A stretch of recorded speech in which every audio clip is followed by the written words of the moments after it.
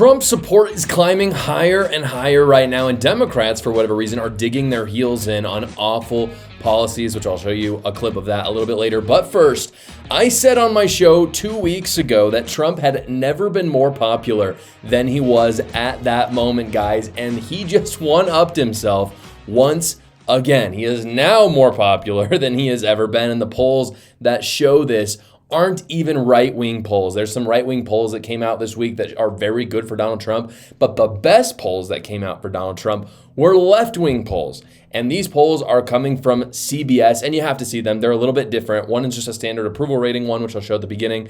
Then I'll show you some more specific things that I think tell us some even more fascinating things about the Trump team and the way America is looking at MAGA. So first off, you can see right here on the screen with the CBS poll, President Trump's approval is 53%, which is a net 6%. And one of the unique things about Donald Trump is that these numbers add up to 100. Generally, they don't add up to 100 in approval rating polls because there's a percentage of people who just don't really know who the person is. But with Donald Trump, everyone knows who he is. And so the fact that he is a 53% is very good. Like, you might look at this and you might be like, well, 53 is not that high. It's very high.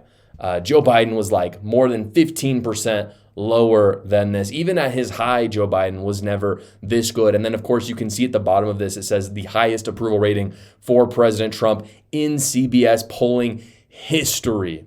And they even put the demographics out there, which if you look, the older people are actually the people, the boomers, who don't like Donald Trump as much, and then the millennials not as much either. But the big generations for Donald Trump are Gen X and Gen Z, which is so awesome. I'm obviously a member of Gen Z. I'll talk about them a little bit later, but it's fantastic that you're seeing a plus 10 approval for Donald Trump. It spells very good things for the country. Now they get a little bit more specific in their polling, and this is where it gets really interesting because we learn a little bit more about how Americans are actually feeling specifically about what Donald Trump is doing.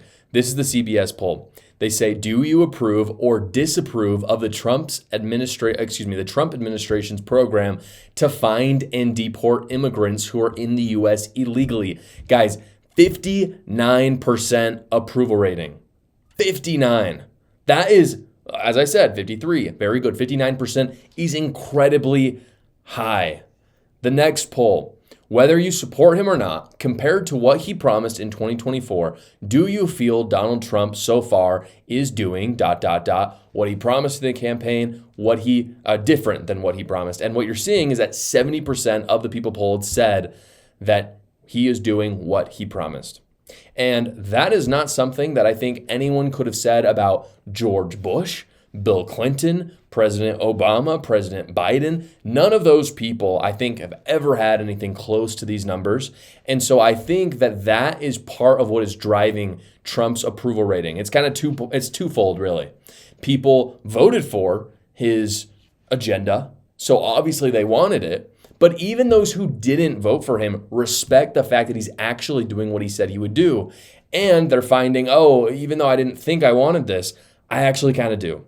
I think that's what you're seeing in a lot of these polls. This is kind of the last poll that I think is really interesting. It's a poll of Gen Zers, and it says percentage of 18 to 29-year-olds who describe President Trump as, and it's got tough, 71%, energetic, 65%, effective, 63%, 62% focused, 58% said competent, 35% said compassionate. I think that's very accurate.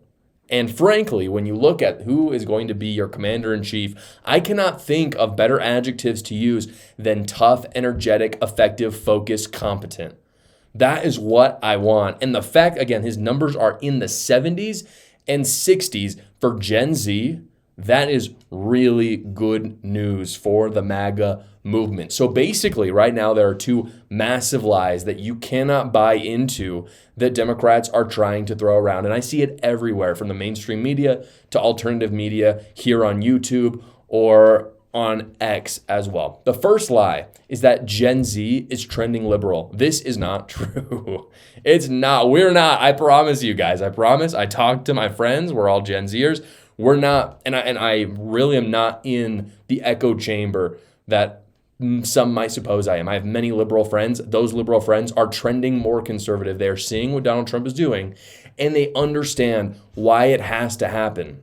My generation is more conservative than the millennials by every single metric. And so that's one lie. And that spells, again, very good things for the MAGA movement because we're not going anywhere. We're just going to keep getting older. The boomers, who in the first poll supported Trump 50-50, which, by the way, is still pretty good approval rating, they, unfortunately, God bless them, won't be around for forever. And they're the people who don't like Donald Trump a little bit as much. And so that's not bad for Trump or the MAGA movement as it's going to continue after him.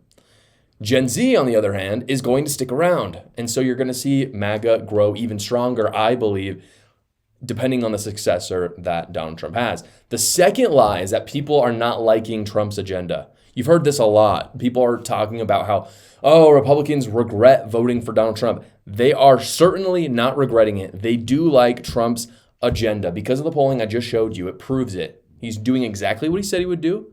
And this is what I think is really interesting about the CBS poll. I would say the most controversial policy that he's had so far is the mass deportations. And part of the reason why is because it's kind of personal to a lot of people. I mean, all of us probably know illegal immigrants. All of us probably have illegal immigrants that we love. Yet, at the same time, most people understand you came into the country illegally, therefore we have every right to deport you. And so again, I think that's the most controversial policy. I'm a big fan of it, but for Gen Z to like it so much, I think is really, really good for Donald Trump. The approval of that is very good, as I showed you. So again, don't buy into the lie that the left is trying to sell that people regret their choice of voting for Trump. There is no data to support that. By the way, if Trump continues at this rate, either Ron DeSantis, I truly believe this, either Ron DeSantis or J.D. Vance, whoever wins the Republican primary, will be the next president of the United States in 2028. Guys, taxes suck, but fortunately I am partnering with a company that hates the IRS as much as you do because they get you your best return possible, and that is Quick Tax America. Quick Tax America is a non-woke company that does all federal tax returns for only $69. It's a completely transparent price because it is their only price, no matter how complicated your taxes are. They also do all the work for you. It's not like other online softwares or websites where you're spending 4 or 5 hours. All you have to do is upload your files, answer a few basic questions, and then you schedule a 15-minute finish your return call with a tax professional, and they do all the rest. So go check them out at quicktaxamerica.com when you get those tax documents, or you can go to the link in the description below. Bill Maher had Chris Hayes on from MSNBC, who, by the way, he's one of the most disgusting, dishonest journalists that exist out there, I think. And Bill Maher asked him about transgender mutilations for minors, and accidentally Chris Hayes kind of said the quiet part out loud. If some father and mother have health care for their kid lined up who's trans, just stay the out of their business. Let them make that decision. That's their decision to make. And you don't have to make that for your family. I'm not going to tell you what to do with your family. But the argument is whether the child should make the decision. But the child is never making the decision. The parents are always making the decision. Parents consent to medical care. Well, here in California, you're allowed to hide it from the parents if the kid is. Yes. Thank you, one person who knows that. But I mean, somebody knows that is the case. I think in the vast majority, and we've been hearing from parents right now whose kids' medical care has been interrupted. I think there's a way to talk about. Well, of course, they would say it's not medical care. They would say it's disfiguring a child.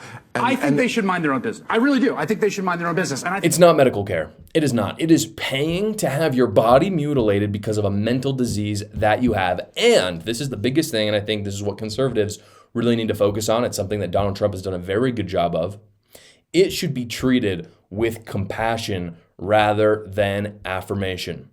But Chris Hayes does the classic liberal thing, the classic Democrat thing in this thing. He says, no. Kids aren't deciding it for themselves. That's not happening. And then Bill Maher goes, oh, no, it is actually happening in California. That's like a law that they passed.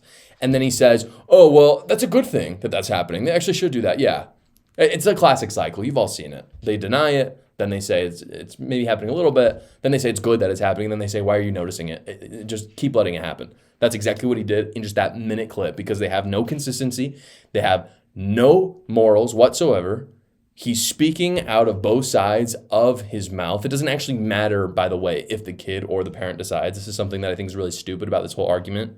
Neither should be able to make this decision. None of them get to have the decision to go to a doctor and mutilate themselves. Again, like when it comes to moral things, we have legislated to protect children on a societal level. Because, for instance, if a kid wants to go out and get a drink, for instance, it is illegal. They cannot make that decision. Obviously, if they make their own alcohol, sure, they can do it, just in the same way that they can mutilate themselves, and it's awful. But if they go to a store, the vendor there cannot serve a child. And if a parent grants permission for their kid to get the alcohol, does that suddenly make it okay in the eyes of the law or morality? No, it does not. You don't just get to go get alcohol because you got a permission slip from your parents. It doesn't matter. It's what's right or it's wrong. It doesn't matter who gives permission. And by the way, alcohol is far less damaging than cutting off your breasts or your you-know-what. So I try to be really empathetic, usually to Democrats or my liberal friends and people I disagree with generally. But I just think Chris Hayes specifically is an awful, awful person. And I think that he should be laughed out of every single interview that he's ever gone on.